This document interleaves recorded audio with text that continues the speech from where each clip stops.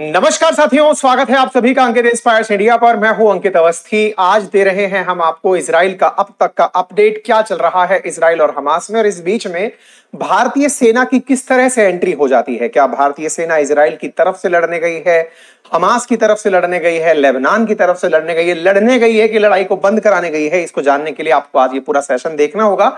लेकिन इस सेशन में हम आपको कंप्लीट अपडेट देंगे इजराइल, हमास, लेबनान, सारे फ्रंट्स पर क्या कुछ चल रहा है। तो चलिए आपको थोड़ा सा हम ब्रीफ में बता देते हैं कि आज के सेशन में किस किस विषय पर चर्चा होने वाली है। सबसे पहली चर्चा, जैसा कि आप सभी को मैप देख करके पता चल ही रहा है कि इजराइल में इस समय जो सबसे ज्यादा संकट की घड़ी उत्पन्न हो रखी है वो गाजा के ऊपर हो रखी है, क्योंकि गाजा के अंदर 24 घंटे का अल्टीमेटम खत्म हो चुका है, जिसके तहत गाजा के उत्तरी हिस्से को खाली करने का जो इजराइल डिफेंस फोर्सेस हैं उन्होंने अल्टीमेटम दिया था। कहा था कि 24 घंटे में इस जगह को खाली कर दो, क्योंकि लगभग 6000 से 10,000 इजरायली सैनिक अब पैदल बॉर्डर क्रॉस करके अंदर एंट्री करने वाले हैं गाजा के अंदर। ये अपडेट है। भविष्य में और क्या होगा उसके बारे में भी बताते हैं, क्योंकि आप लोगों को कल ही हमने 24 घंटे के अल्टीमेटम वाली एक खबर अपने इसी प्लेटफॉर्म पर कवर की थी। इसी के चलते हुए यूनाइटेड नेशंस ने कहा है कि ऐसा होने से 1 मिलियन लोग अभी तक पहले महीने के अंदर ही डिस्प्लेस हो चुके हैं, यानी 10 लाख लोग गाजा छोड़ करके इस घटना के दौरान एक हफ्ते में जा चुके हैं। इसी बीच में अंतरराष्ट्रीय अपडेट में ईरान की तरफ से एक पूरा मैसेज आया है इजराइल के लिए कि यदि इजराइल ने गाजा पर अटैक किया तो हम उसका बहुत बड़ा प्रतिरोध करेंगे। यानी ईरान बिल्कुल कुछ उस तरह की हरकत कर रहा है कि वो भड़का रहा है इजराइल को कुछ ऐसा करने के लिए जिसकी वजह से हमास के नाम पर इजराइल, हमास के नाम पर ईरान हमास को और ज्यादा प्रवोक कर सके। इन सारी चीजों का आज अपडेट देंगे। लेकिन इसी बीच में इजराइल लेबनान बॉर्डर पर भारतीय सेना के जवानों की तैनाती हो चुकी है। ये तमाम खबरें हैं जिन्हें आज आपके साथ डिटेल में चर्चा की जाएगी। बताएंगे क्यों 900 इंडियन सोल्जर्स को इजराइल लेबनान बॉर्डर पर भेजा गया है, क्या उन्हें किसी प्रकार का रिस्क है, क्या भारतीय सेना के जवान हमारे द्वारा किसी पर्टिकुलर मिशन के लिए भेजे गए हैं, किन से सहमति हुई, किससे पूछकर हमने यहां भेजा, सारी बातें। लेकिन भारतीय सेना के कारनामे अगर आपको जानने हो जो आप लोगों को पता भी नहीं चलते, सुर्खियों में भी नहीं आते, लेकिन जिनके बारे में बेहतरीन किस्से कहानियां बन चुकी हैं, तो untold stories from the Indian army, अगर आपको ये सुनना है तो मैंने आपको एक कुकू एफएम प्लेटफॉर्म का लिंक सजेस्ट किया है। गूगल ये कमेंट बॉक्स में हमने पिन कर दिया है, डिस्क्रिप्शन में भी डाल दिया है, आप वहां जाइए। 1 घंटे 30 मिनट की ये एक ऑडियो बुक है, यानी कि किताबें बोलती हुई आपको सुनाई देंगी। इन किताबों को ऑलरेडी बहुत से लोगों ने 5 स्टार रेटिंग दी हुई है। बहुत सारे लिसनर्स ऑलरेडी इन किताबों को सुन चुके हैं। केवल यही नहीं, ऐसी लगभग 10,000 किताबें हैं। जैसे ये किताब इतिहास से संबंध रखती है, कोई सेल्फ हेल्प से, कोई मोटिवेशन से, कोई जोक से, कोई मेलोडी से, तरह तरह की ऑडियो बुक्स यहां पर 10,000 से अधिक ऑडियो बुक्स या उनकी समरीज अवेलेबल है कुकू एफएम पर, जो लगभग ऑलमोस्ट 5 स्टार रेट पाई हुई हैं। मैं जिन किताबों को आपको रिकमेंड कर रहा हूं ऑलरेडी मेरे द्वारा 5 स्टार रेटेड हैं। आप इन्हें जाकर के एक बार सुन सकते हैं। चाहे आप इन्हें वॉक करते हुए सुने, दौड़ते हुए सुने, ड्राइव करते हुए सुने, क्योंकि जिस तरह से आप जनरली एफएम सुनते हैं ऐसे ही किताबों को सुन सकते हैं बेहतरीन रेडियो जॉकी की आवाज में कुकू एफएम पर। लिंक दिया गया है। 15 लाख एक्टिव सब्सक्राइबर ऑलरेडी इसे यूज कर रहे हैं। बहुत ही नॉमिनल कीमत पर आप लोगों को यह उपलब्ध कराया जा रहा है। मात्र 99 रुपीज पर माह का सब्सक्रिप्शन आपको 49 रुपीज में प्राप्त हो जाएगा यदि आप मेरा कूपन कोड अंकित 50 यूज करते हैं। तो चलिए आगे बढ़ते हैं। सबसे पहले, जैसा मैंने आप सबसे कहा कि 1 मिलियन से ज्यादा लोग पहले 7 दिन के अंदर गाजा पट्टी से साइड हो चुके हैं। सवाल यह है, गए तो गए कहां? आप पूछेंगे कहां से गए? हमने कहा गाजा में, उत्तरी गाजा से गए। कहां गए? तो बोले साहब इजिप्ट जाने का ऑप्शन था या एक तरफ समुंदर का ऑप्शन था, तो समुंदर में गए नहीं, इजराइल आने नहीं देगा, तो उत्तरी गाजा के लोगों को कहा गया कि वे दक्षिणी गाजा चले जाएं। यानी इन्होंने गाजा के अंदर ही शिफ्टिंग की है। बोले इजिप्ट ये वाला जो कंट्री है पड़ोसी, जो कि एक मुस्लिम राष्ट्र है, इनका क्या स्टैंड है गाजा में रह रहे फिलिस्तीनियों के लिए या फिर उन लोगों के लिए जिनके प्रति ये हमदर्दी दर्शाते हैं? तो इन्होंने कहा हमने यहां पर अपने बॉर्डर चाक चौबंद कर दिए हैं, हम किसी को भी यहां से यहां ट्रांसफर नहीं होने देंगे, जिन्हें रहना है यहीं रहें, हम उन्हें किसी भी प्रकार की मदद नहीं देंगे। इंटरेस्टिंगली ये बात आपको समझनी होगी, आप दुनिया भर के लोगों को देखकर ये बहुत कुछ सीख भी सकते हैं। ऐसी स्थितियों में आपको आज भी ये मालूम होगा कि कि जब बांग्लादेश में, जब पूर्वी पाकिस्तान हुआ करता था पहले जिस जगह पर, जब वहां पर पाकिस्तान का आंतरिक संकट चल रहा था, बड़ी संख्या में बांग्लादेशी भारत में घुसकर चले आए थे। आज भी हमारे पूर्वोत्तर भारत में, पश्चिम बंगाल में बांग्लादेशियों की संख्या एक बड़ा डाउट है, बहुत बड़ा मतलब बवाल का कारण है, ठीक है, क्योंकि भारत ने उन्हें आने दिया कि कोई बात नहीं, हमारे ही भाई बहन हैं, परेशान हो रहे हैं, आने दीजिए। जबकि पूर्वी बंगाल बना ही धर्म के आधार पर था। पूर्वी बंगाल, पूर्वी पाकिस्तान धर्म के आधार पर विभाजन करके बना था, जो ये सोचकर बना था कि मुसलमानों के लिए एक अलग देश होना चाहिए, जो कि पाकिस्तान के नाम से बना था। बाद में 1971 के बाद वो बांग्लादेश बना। भारत ने उन कंडीशंस में भी बांग्लादेशियों को आने दिया। दूसरा केस देखिए आप, हमारे देश के जस्ट पड़ोस में म्यांमार है, जहां बड़ी संख्या में रोहिंग्या मुसलमानों के साथ म्यांमार के रहने वाली बुद्धिस्ट लोगों के द्वारा ज्यादती की गई। उनके कारण बड़ी संख्या में रोहिंग्या बॉर्डर क्रॉस करके म्यांमार बॉर्डर से अंदर चले आए। आज जब हम मणिपुर हिंसा की बात करते हैं तो म्यांमार से आए हुए बड़ी संख्या में इन्फिल्ट्रेटर्स भारत की अशांति का बहुत बड़ा कारण हैं। हमने उन्हें भी अपनी तरफ से कभी प्रतिबंधित नहीं किया, अपनी तरफ से एक सॉफ्ट कॉर्नर रखा कि जब उनका परसिक्यूशन हो रहा है तो उन्हें कोई तो शरण देगा, और हमारे ऊपर बहुत सारी यूएन की एजेंसीज आकर दबाव देने आती हैं। वहीं दूसरी ओर इस कंडीशन को देखिए और इसका अंदाजा लगाइए। कंडीशन क्या है, इधर देखिए।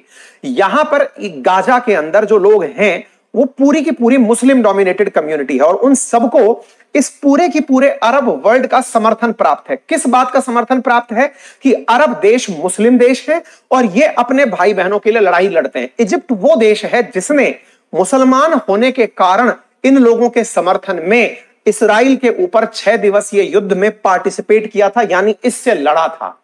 आज स्थितियां क्या हैं? गाजा पट्टी के अंदर लोग इजरायली सेना से प्रताड़ित होकर दूसरी तरफ जाना तो चाहते हैं, इधर इजिप्ट कह देता है कि मैं उन्हें आने नहीं दूंगा, यानी अपनी तरफ नहीं आने दूंगा, उनकी लड़ाई दूर से लड़ूंगा। यानी कि ये तो वो वाली बात हो गई कि दूसरे के घर में आग लगा करके आप हवन कर रहे हैं। सब लोग दूर से भाषण दे रहे हैं, कोई भी इन लोगों के लिए ये नहीं खुल के कह रहा कि जो भाई बहन यहां प्रताड़ित हैं उनके लिए हम जगह दे देंगे। दुनिया भर से अपीलें की जा रही हैं, एक भी देखिए, सऊदी के पास, जॉर्डन के पास, इजिप्ट के पास खूब भर भर के जगह है, किसी ने भी एक टुकड़ा अपनी तरफ से देने के लिए सिफारिश नहीं की है, कैंप लगाने तक की सिफारिश नहीं की है। यह दोहरा चरित्र है, दुनिया के सामने इसका उजागर होना बहुत जरूरी है। इजराइल अपना कारण बता चुका है कि मेरे लोग गए हैं तो मैं तो उनका कह के बदला लूंगा, और कह के बदला लूंगा तो ऐसी स्थिति में सबको मैं अल्टीमेटम दे रहा हूं, आधी जगह छोड़कर चले जाओ। अब आपके दिमाग में एक बड़ा सवाल आएगा, आधी जगह छोड़कर चले जाओ, इसका क्या लॉजिक है, भले ये बताइए। आप में से बहुत सारे लोग क्यूरियस हैं कि इंडियन सेना वहां क्या कर रही है, वो भी मैं बताऊंगा, लेकिन अपडेट जानने के लिए दिन भर में आपको एक सेशन सुनना है, तो वो सारी सेशन की जानकारी भी आपको देता चल रहा हूं, ध्यान से सुनिएगा। सबसे पहली बात, यहां पर बड़ा सवाल यह बनता है कि आधी जगह क्यों खाली करवाई जा रही है, पहला क्वेश्चन, ठीक है। दूसरा क्वेश्चन यह बनता है कि इजराइल के द्वारा क्या इस जगह पर कब्जा कर लिया जाएगा, क्या मतलब इस जगह पर कंट्रोल करने के लिए इजराइल ऐसा कर रहा है क्या? दोनों बातें जानते हैं। सबसे पहले आधी जगह का कारण जानिए। लगभग 200 इजरायलियों का अपहरण करके इधर की तरफ ले जाया गया है। अपने इजरायलियों को छुड़ाने के लिए इजरायली सेना गाजा पर अटैक कर रही है। इजरायलियों को यह पता है कि यहां पर ही उनके लोगों को छुपाकर रखा गया है, अपहरण करके ले जाया गया है। अब उन्हें छुड़ाने के लिए इजरायली सेना अटैक कर रही है। अब आप पूछेंगे, अटैक तो रेगुलर हो रहे हैं, हवाई जहाज से उड़ उड़ करके इतने अटैक हो रहे हैं, तो दिक्कत किसकी क्या बात है? अब तक तो यहां पर जो भी होना था सब लोग मर गए होंगे, ऐसा नहीं है। थोड़ा सा इसका इतिहास जान लीजिए। इतिहास यह है साथियों कि जिस गाजा पट्टी की हम आपसे चर्चा कर रहे हैं, असल मायने में हुआ कुछ यूं था कि वर्ष 2005 तक इस गाजा पट्टी के ऊपर इजराइल का ही कब्जा था। इजराइल इसे छोड़कर फिलिस्तीनियों को देकर चला आया था। 2005 तक की बात है। 2005 के बाद से लेकर 2023 के बीच में यहां रह रहे फिलिस्तीन के लोगों ने हमास का रूप लिया। असल में देखिए, फिलिस्तीन में भी दो प्रकार के नेता हैं, एक वो जो थोड़ा डेमोक्रेटिक तरीके से अपनी मांग रखते हैं, और ये जो हमास हैं ये आतंकी समूह है जो कि उनकी आड़ में अपने हथकंडे पूरे करना चाहते हैं।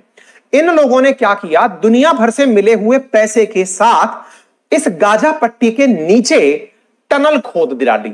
अभी स्थिति यह है कि गाजा पट्टी के अंडरग्राउंड में बहुत सारी टनल्स बनी हुई हैं, बहुत सारी सुरंगें बनी हुई हैं। डाउट यह तक किया जा रहा है कि गाजा पट्टी से होकर टनल हो सकता है इजराइल में भी कहीं खुलती हो, किसी को पता भी ना हो। अब आप पूछेंगे टनल का क्या लाभ है? देखिए, दुनिया में इन दिनों आतंक ने एक अलग रूप लिया है। जब तालिबान के और अलकायदा के खात्मे के लिए अमेरिका हमले कर रहा था अफगानिस्तान पर, तब यह देखा गया कि तालिबान को या अलकायदा को अमेरिका चुनौती क्यों नहीं दे पाया, क्योंकि अमेरिका हवाई हमले करता रहा और आतंकी टनल बनाकर पहाड़ियों में छिपे रहे। एग्जैक्टली यही रूप इन्होंने यहां अपनाया है। गाजा पट्टी के अंदर जमीन के नीचे सुरंग बनाई हुई है और उन सुरंगों में जाकर के आतंकी रहते हैं। जमीन के ऊपर तो रह रहा है आम आदमी, जमीन के नीचे रह रहे हैं आतंकी, जो पूरी तरह एकदम बढ़िया तरीके से बंकर बना के रहते हैं। उनके ऊपर किसी भी बम का कोई असर नहीं पड़ता है। इतना दुनिया भर का जो पैसा इन्हें मिला है, सोचकर देखिए कि हमास ने अपना एक मुख्यालय कतर में बनाया हुआ है, दुनिया भर का पैसा उसे मिल रहा है। उस पैसे का कर क्या रहा है? टनल बनाकर हाई एंड सुविधाएं डेवलप कर रखी हैं और इस तरह से वहां बैठ करके वो अंजाम देता है इजराइल पर हमले करने का। इसका मतलब यह हुआ कि हवाई हमले से कुछ नहीं होगा, इसलिए क्या करना होगा? जमीनी लड़ाई लड़नी होगी। अमेरिका जमीनी लड़ाई नहीं लड़ा था अफगानिस्तान के अंदर, वो हमेशा हवाई जहाज में बैठकर लड़ा है। ये यहां पर जमीनी लड़ाई लड़ने के लिए उतर रहे हैं। यही कारण है कि ये कह रहे हैं कि आधा हिस्सा खाली कर दो। अब आप सोचेंगे आधा हिस्सा खाली कर देंगे तो क्या होगा? बाकी बचे हिस्से की टनल्स की जांच हो जाएगी और वहां बैठे हुए किसी भी प्रकार के आतंकी का खात्मा कर दिया जाएगा। बड़ा सवाल, क्या इजराइल इनका खात्मा करने के बाद अपने लोग बसा देगा वहां पर? नहीं, इजराइल साफ मना कर चुका है। इजराइल के एम्बेसडर ने कल ही अमेरिका में बयान देते हुए स्पष्ट किया कि हम गाजा पट्टी पर कब्जा नहीं करना चाहते हैं, हम साफ करना चाहते हैं। साफ कर देंगे, फिर से हम पैलेस्टीनियंस को दे देंगे कि रहो यहां पे आराम से। यह इजराइल के एम्बेसडर के द्वारा अमेरिका में कहा गया है। लेकिन गंदगी साफ करने के लिए, स्वच्छ गाजा पट्टी मिशन चलाने के लिए हम यहां पर जा रहे हैं। क्लियर हो गया? यहां तक बातें समझ में आ गई। इसके साथ साथ गाजा के अंदर जो नुकसान हुआ है अभी तक, उसका एक फिगर निकल कर आता है कि लगभग 64,000 इमारतें अब तक बर्बाद हो चुकी हैं। 19 हेल्थ केयर सेंटर बर्बाद हो चुके हैं। अब 19 हेल्थ केयर का मतलब क्या है, इसको ऐसे समझिए। देखिए, यहां पर जब 64,000 से ज्यादा इमारतें तबाह हुई हैं, इसका मतलब बड़ी संख्या में लोग हताहत हुए हैं। अगर वो हताहत हुए हैं तो वो किसी हेल्थ केयर सेंटर पर भी एडमिट हुए होंगे। जब वो किसी हॉस्पिटल में एडमिट हुए होंगे तो इजराइल के द्वारा दिया गया अल्टीमेटम की जगह खाली करो। ऐसी स्थिति में इनका क्या होगा, यह बात खुद यूएन ने पूछी है। यूएन कह रहा है कि forcing patient to flee hospitals a death sentence warns. बोले ये तो अपने आप में एक मृत्युदंड जैसा है कि कोई हॉस्पिटल में एडमिट है, आप उससे कह रहे हो कि 24 घंटे में छोड़कर भाग जा। बोले तो उसको मिला हुआ मृत्युदंड है। अब चाहे जो भी हो, इजराइल के द्वारा इस तरह की बात कह दी गई है। इजरायली सेना पूरी तरह से तत्पर होकर के बॉर्डर पर खड़ी होकर के कल इनसे जाकर इनके प्रधानमंत्री मिल लिए, इनको जाकर कहा कि जाइए और इनके पास जाकर के अटैक करिए। पूरी तरह से 10,000 के आसपास सैनिक गाजा पट्टी के बॉर्डर पर खड़े हैं, अल्टीमेटम का इंतजार कर रहे हैं कि कब आधी जनता दूसरी तरफ जाएगी, कब जाकर के हम यहां पर हमला करेंगे। ठीक है ना? अच्छा, इजरायलियों में इतना गुस्सा है क्यों, इसके बारे में तो सब जानते हैं। रिसेंटली इन्हें एक चीज का झटका और लगा। जिस इजराइल को अब तक लोग ये कहकर मान रहे थे कि इनकी खुफिया एजेंसी, इस पर हमने सेशन किया है कि भाई नथिंग लाइक एनीथिंग, बोले मोसाद का मतलब ही गजब है। ऐसी स्थिति में मोसाद का फेल हो जाना बहुत सारे लोगों को डाइजेस्ट नहीं हुआ। डाइजेस्ट इन्हें यह भी नहीं हुआ कि इतनी गजब तरह की प्लानिंग की गई थी कि बकायदा कोड बनाकर अटैक किया गया था। ब्लैक कोड रखा गया था मारने का नाम, बस कोड रखा गया था किडनैप करने का नाम। इस तरह से बकायदा कुछ ऐसे पत्र इजरायली सेना को, ऐसे मैप, ऐसे कोड वर्ड प्राप्त हुए जो कि अल कादी, मुराद अबू मुराद, बिलाल अल केदारा, इनके द्वारा तैयार किए गए थे, जिन्हें इजरायली सेना मार चुकी है। तो बोले ऐसी स्थिति में हम लोग ये समझ चुके हैं कि ये बड़े लेवल पर प्लानिंग कर रहे थे, अब इसका खात्मा जरूरी है। बेंजामिन नेतन्याहू, जिनके भी बच्चे या परिवारजन अभी तक अपहरण किए हैं हुए हैं, उनके परिवारजनों से मिल चुके हैं। ठीक है ना? ये सारा अपडेट मैंने दिया। इसी बीच में ईरान का एंगल निकल कर आता है। ईरान कहता हुआ पाया जाता है कि अगर ऐसा कुछ भी होता है तो हम पूरी कार्रवाई करेंगे, इनकी बातों का कोई मतलब नहीं है, फर्जी बातें हैं। अब थोड़ा और आगे बढ़ते हैं, बात करते हैं लेबनान की। आप सबको यह तो मालूम होगा, जब हमास के ऊपर आक्रमण कर रहा था इजरायली सेना, या हमास के खात्मे के लिए जब लड़ाई लड़ रही थी, उसी समय हमास के समर्थन में, देखिए हमास सुन्नी समूह है, अरब वर्ल्ड मेजॉरिटी सुन्नी है, जो कि लेबनान के अंदर नहीं है। लेबनान में जो हिजबुल्लाह है वो शिया मुसलमानों का संगठन है।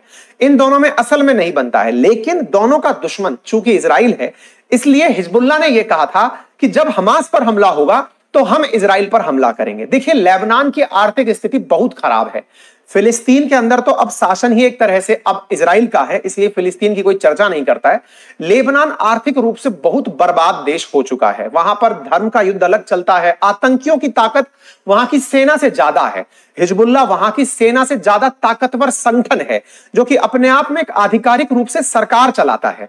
ऐसी स्थिति में जब हिजबुल्लाह ने अटैक किया किसके ऊपर? इजराइल के ऊपर, तो अब बारी हिजबुल्लाह की है। इधर हमास को खदेड़ा जा चुका है, अब दूसरी तरफ इजराइल हिजबुल्लाह के ऊपर जा रहा है। ऐसी स्थिति में हिजबुल्लाह को पछाड़ने के लिए इजरायली सेना लेबनान की तरफ चल पड़ी है। देखिए ये रहा लेबनान वाला बॉर्डर, और इनके पास जाकर इन्होंने कहा है कि 2 किलोमीटर दूर तक का इलाका खाली करना होगा। ऐसा किसने कहा है? ऐसा इजरायली फोर्सेस ने लेबनान को कहा है। क्या कहा है? कि भैया तुरंत आप लोग 2-2 किलोमीटर तक का एरिया यहां से खाली करके ऊपर चले जाओ। अब आपके दिमाग में एक बड़ा सवाल आएगा, गाजा पट्टी के लिए कहते हो कि आधा गाजा पट्टी खाली कर दो, इनके लिए कहते हो कि 2 किलोमीटर का क्षेत्र खाली कर दो, ये लॉजिक क्या है? बोले लॉजिक सिंपल है, हमें जहां तक डाउट है कि हम पर हमले की प्लानिंग जहां जहां तक हुई, हम उस जगह को खत्म कर देंगे। हमारे ऊपर आधा गाजा पट्टी अपनी टनल्स के माध्यम से हमला किया, हम आधा गाजा पट्टी साफ कर देंगे। हमारे ऊपर हिजबुल्लाह ने 2 किलोमीटर तक की रेंज में आकर के हम पर हमला किया, हम इस जगह को साफ कर देंगे। ये कौन बोल रही है? इजरायली फोर्सेस बोल रही हैं। ऐसी स्थिति में जैसे ही इजराइल ने यह अल्टीमेटम दिया, देखिए अब ध्यान से यहां समझने की बात है, इजराइल और पैलेस्टीन का मामला तो क्लियर नहीं है। यूएन खुद 2 स्टेट सॉल्यूशन बताकर चुप है, तो हमने अपनी तरफ से कोई भी पीस कीपिंग के लिए कुछ नहीं किया, शांति स्थापित करने के लिए कुछ नहीं किया। लेबनान तो प्रॉपर तरीके की एक कंट्री है, तो ऐसी स्थिति में यूएन के अंदर एक बवाल मच गया कि अब ये लेबनान पर भी हमला करने जा रहे हैं। ऐसी स्थिति में हिजबुल्लाह का खात्मा करो, समझ में आता है, लेकिन आप यहां से जो लोग रह रहे हैं उनका क्या करोगे? जो बॉर्डर एरियाज में बसे हुए हैं। तत्काल प्रभाव से लेबनान की सेना की मदद के लिए जो भारत की पीस कीपिंग फोर्सेस पहले से यूएन ने भेजी हुई थी, उन्हें एक्टिवेट किया गया कि भैया जाओ बॉर्डर खाली करवाओ, क्योंकि इजराइल यहां पर हमला करने वाला है। अगर यहां पर आम आदमी मारा जाएगा तो वो यूएन के खिलाफ है। देखिए यूएन का वैसे भी खूब मजाक बन चुका है। यूएन का वास्तविकता में गठन किया गया था दुनिया में अशांति ना बने, लेकिन उससे ज्यादा मजाक इस दुनिया में शायद ही किसी का बना हो। यूएन की सफलता में केवल एक पॉइंट है कि उसके होने से अब तक तीसरा विश्व युद्ध नहीं हुआ, लेकिन उसके होने से सबसे बड़ा मजाक यह बना कि जिसके पास शक्ति है वो किसी भी तरह से शोषण कर सकता है। फिर चाहे रसिया यूक्रेन हो, चाहे अमेरिका, चाहे अफगानिस्तान हो, चाहे नॉर्थ कोरिया साउथ कोरिया हो, चाइना ताइवान हो, चाहे कोई सा भी देश हो, अल्टीमेटली होता यही है, जिसके पास ताकत है वो दूसरे के शोषण के लिए नियम तोड़ सकता है। अल्टीमेटली यहां पर जो हो रहा है उसमें यूएन अपनी फोर्सेस भेजकर यह दिखा रहा है कि देखिए हम हैं। आतंक का सफाया तो हम नहीं कर पाएंगे, लेकिन जो बेगुनाह बेकसूर लोग हैं उन्हें हम बचा पाएंगे। इसके लिए क्या किया गया? इंडिया की फोर्सेस से कहा गया कि देखो इजराइल वाले तो जाकर के वहां पर अपना F-35 उड़ाना लेबनान पर शुरू कर दिए हैं, आप लोग प्लीज जाओ और वहां जाकर लोगों को बचा लो। भारत की सेना वहां पर यूएन के पीस कीपिंग मिशन के रूप में जाई गई है और वहां जाकर लेबनान के अंदर इस वॉलेटाइल सिचुएशन में लोगों की और लेबनान की सेना की मदद कर रही है, क्योंकि अल्टीमेटली इजराइल की लड़ाई लेबनान की सेना से नहीं हो रही है, लेबनान में रह रहे आतंकी समूह हिजबुल्लाह से हो रही है। अर्थात भारत लेबनान का साथ देकर इजराइल के विरोध में कुछ नहीं कर रहा है, क्योंकि लेबनान की सेना तो लड़ती ही नहीं है इजराइल से, लड़ तो हिजबुल्लाह रहा है जिसको ईरान की तरफ से पैसा मिलता है। ऐसी स्थिति में हिजबुल्लाह को साइड करो, लेबनान की सेना का साथ देकर आम जनता को बचाओ। इसलिए हमारे द्वारा इंडिया की UN peace keeping forces in borders पर भेजी गई हैं। मतलब इजराइल का जो बॉर्डर 2 किलोमीटर वाले एरिया में लगा हुआ है, यहां पर हमारी फोर्सेस पहुंच करके इजराइल से होने वाले संभावित नुकसान से लेबनीज लोगों को बचा रही है और ऐसी स्थिति में इन्हें सुरक्षित स्थानों पर संयुक्त राष्ट्र के मिशन के रूप में ले जा रही है। ठीक है ना। United nation peace keeping forces हैं, जिसका गठन 1948 के अंदर यूएन पीस मिशन के तहत हुआ था। ऑलरेडी भारत के द्वारा 2,75,000 ट्रूप्स इसके अंदर अभी तक भेजे गए हैं। इंडिया के फिलहाल 5,934 सोल्जर्स फिलहाल यूएन पीस कीपिंग ऑपरेशंस में वर्ल्ड वाइड ऑपरेटेड हैं। सब लोग अपनी तरफ से जॉब कर रहे हैं। प्राप्त जानकारी नेट पर उसके अंदर से पता चलता है कि बांग्लादेश की तरफ से सबसे ज्यादा यूएन पीस कीपिंग फोर्सेज के अंदर लोग हैं। महिलाएं भी भारत की तरफ से पीस कीपिंग फोर्सेज में सपोर्ट करती हैं। लेबनान के लिए तो प्रॉपर तरीके से United nation interim force in Lebanon के नाम से यूनिफिल का गठन किया गया, उसको भी यूएन के द्वारा चलाया जा रहा है, जिसके तहत भारतीय सेना को यहां पर भेजा गया है। ठीक है ना। उम्मीद है कि आप लोगों को यह बात समझ में आ गई। फिर से समझ लीजिए ये क्या करने गए हैं। लेबनान की सेना का सहयोग करने के लिए। लेबनान की सेना का सहयोग क्यों करने गए हैं? ताकि वो आम जनता की सेवा कर सके। क्या ये हिजबुल्लाह का समर्थन है? बिल्कुल नहीं। क्या लेबनान का समर्थन है? हां। तो क्या इजराइल की खिलाफत है? नहीं। क्यों? क्योंकि लेबनान की सेना खुद इजराइल के खिलाफ नहीं लड़ती है। वो तो हिजबुल्लाह का खात्मा चाहती है लंबे समय से, लेकिन उसकी चलती नहीं है। वहां की सेना से ज्यादा ताकतवर मां हिजबुल्लाह। अब बड़ा सवाल यह बनता है, क्या भारतीय सैनिकों पर कोई संकट के बादल इस वजह से नहीं मंडराएंगे? क्या संभव है कि इससे भारतीय सेना को दिक्कतें हों? आप पूछेंगे ऐसा क्यों कहते हैं आप? ऐसा इसलिए कहते हैं कि अंतरराष्ट्रीय स्तर पर लोगों को यह समझ में आता है कि इंडिया जो इमोशनली है ना, वो इजराइल के साथ है। India stands with Israel. यह सब जगह ट्विटर पर ट्रेंड हुआ है। मल्टीपल टाइम हमने कहा है, हमें खुद मतलब इजरायली एम्बेसी के द्वारा रिएक्ट करके धन्यवाद कहा गया है। अल्टीमेटली इंडियंस जो हैं वो इजराइल के साथ हैं, क्योंकि इजराइल आतंक के खिलाफ है। और चूंकि हम आतंक से पीड़ित हैं, हम फिलिस्तीन के खिलाफ नहीं है, हम लेबनान के खिलाफ नहीं है, हम फिलिस्तीन के लोगों का समर्थन करते हैं, उनके लिए राष्ट्र की मांग करते हैं, जो कि यूएन के 2 नेशन थ्योरी के अकॉर्डिंग है। हम लेबनीज लोगों की सहायता करने के लिए पीस कीपिंग फोर्सेस भेज चुके हैं। लेकिन आतंकी चाहे जहां भी हो, चाहे पाकिस्तान में हो, चाहे गाजा पट्टी पे हो, चाहे लेबनान में हो, उनके तो हम दुश्मन हैं, क्योंकि हमने ही दुनिया के अंदर आतंक का माहौल क्या होता है ये समझाया है। हमने कनाडा को कैसे आइसोलेट करके डाल दिया, क्योंकि कनाडा आतंक बढ़वाने वाली घटनाएं कर रहा था। इसका मतलब यह हुआ कि इंडिया के लिए, हमारे सैनिकों के लिए संभव है कि वहां पर आने वाले समय में चैलेंजेस हों। हिजबुल्लाह के द्वारा वहां पर चैलेंजेस हो सकते हैं। फिलहाल खबरों में है कि 2 भारतीय मूल की महिला सिक्योरिटी ऑफिसर्स जो कि हमास के अटैक में मारी जा चुकी हैं, ये इजरायली मूल की हो चुकी थी। ओरिजिनली ये इंडिया की, जैसे ऋषि सुनक टाइप का केस था इनका, तो वो वहां पर अभी इस हमले के अंदर मतलब वीर गति को प्राप्त हुई है। तो कुल मिलाकर ये थे सारे अपडेट। उम्मीद है आप सभी साथियों को यह जानकारी अच्छे से समझ में आई हो। बाकी आपकी इस विषय पर क्या राय है जरूर बताइएगा। हमारा प्रयास है आपको जैसी भी अपडेट दिन भर की चलती हैं, अंतरराष्ट्रीय स्तर पर कुछ भी उठापटक होती है, हम आपको यहां पर अवगत कराते रहें। आपसे छोटी सी गुजारिश है कि यदि आप इस प्लेटफॉर्म पर पहली बार पहुंचे हैं तो चैनल को सब्सक्राइब करना बिल्कुल ना भूलें, जिस पर कोई चार्ज नहीं लगता। वीडियो के राइट हैंड कॉर्नर में सब्सक्राइब का बटन दिया हुआ है, जिसे क्लिक करेंगे तो भविष्य में जब भी हमारा कोई अपडेटेड वीडियो आएगा आप तक पहले नोटिफिकेशन पहुंच जाएगा। चैनल को ज्यादा से ज्यादा साथियों से साझा करें। ऑलरेडी अगर आपने सब्सक्राइब किया हुआ है तो अपने साथियों से इसे शेयर करना बिल्कुल ना भूलें। इतनी बड़ी संख्या में आप आकर हमारा हौसला बढ़ाते हैं तो वीडियो को लाइक करना भी ना भूलें। धन्यवाद। फिलहाल के लिए इतना ही। और आपके लिए कुकू एफएम का